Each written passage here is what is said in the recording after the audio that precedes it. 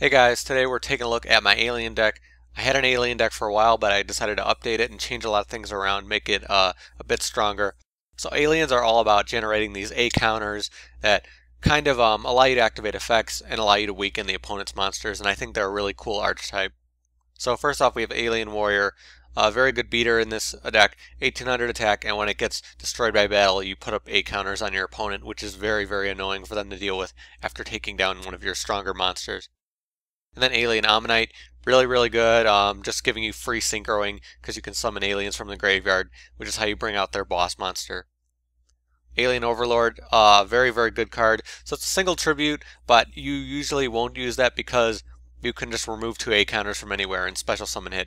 And with all the A counter building you're doing, this card can easily get out. And then you can also generate A counters with it, so it's a really, really good card overall. And then Alien Shocktrooper, just another beater you have access to. Nice that you have something like this that can work with the alien cards, even though it's a normal monster. And then we have Alien Dog. This card's again used just to generate some field presence and also generate A counters, which is very important. And then we have Kagetokage, so very, very good for the XYZ swarming that you can do in this deck. XYZ swarming can be very, very important, and I'll talk about that a little more when I get to the extra deck. Also a reptile, which can be useful for other stuff. And then Evil Dragon Ananta, just another boss monster that you have access to. Obviously in a reptile deck, this card can be very, very strong at certain points in the duel. And then you have a decent amount of Dark and Light, so Blackluster Soldiers in here for another, powerful card that you can get out situationally. And then Alien Telepath, so this card can be very, very useful for getting rid of your opponent's spells and traps, and also has the alien effect that some of them have that lowers the attack of monsters. So very, very decent card to use. Using one of it, I think one's enough. Alien Kid, also situationally useful, kind of an anti-special summon card, making your opponent's special summon monsters build A counters on themselves. So for the spell cards, we have Code A, Ancient Ruins, just allowing you to generate counters and then keep special summoning from your graveyard, which is really, really nice. MST, Swords of Revealing Light. Swords of Revealing Light, very, very good for this deck, and I'll talk about that in a little bit. Pot of Duality, giving this deck some draw power. A-Cell Breeding Device, another way to generate A counters.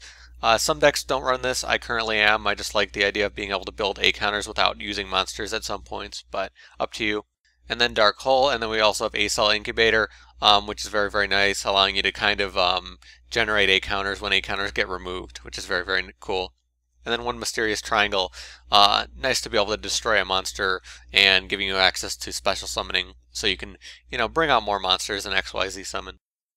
And then the traps you're going to be using, Brainwashing Beam. A lot of the alien cards allow you to take control, but this is currently I think the only one I'm using, which is very, very powerful in certain situations, taking your opponent's monsters.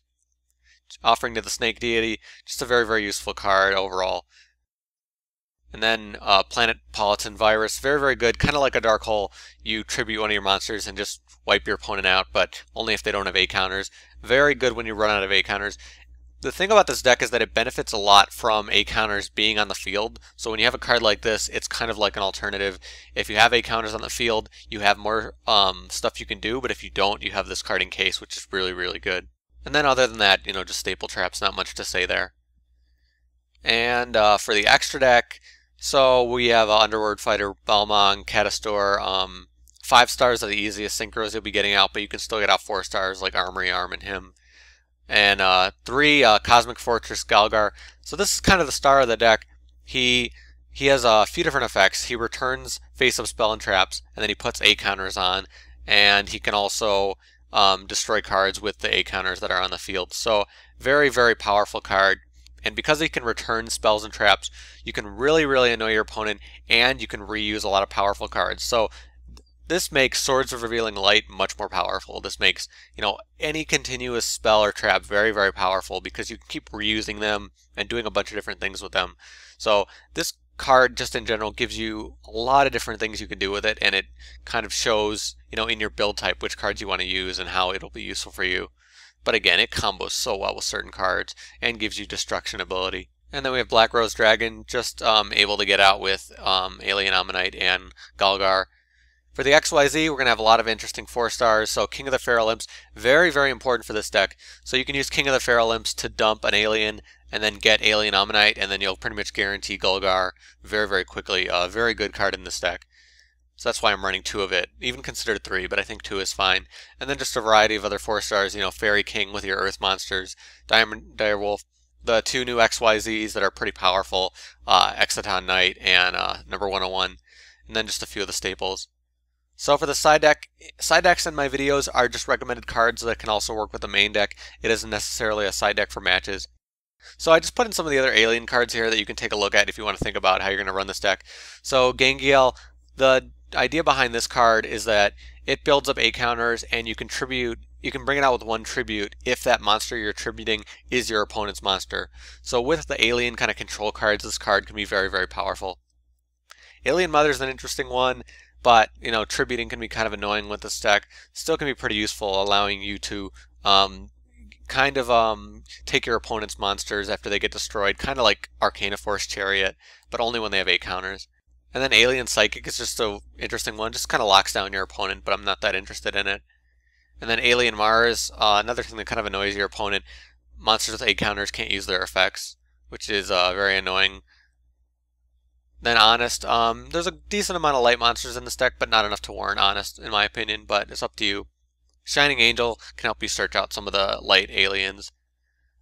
Ancient Sacred Wyvern, you could bring this out with certain cards. Obviously, Cosmic Fortress Gol'gar is light, Alien Ammonite is light, so cards like that can be useful.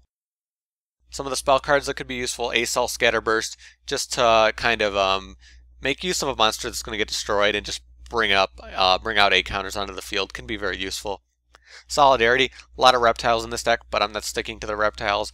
I like to have access to a lot of different stuff, so not running in this deck, but can be useful. This is a field card for aliens. I'm not a big fan of it.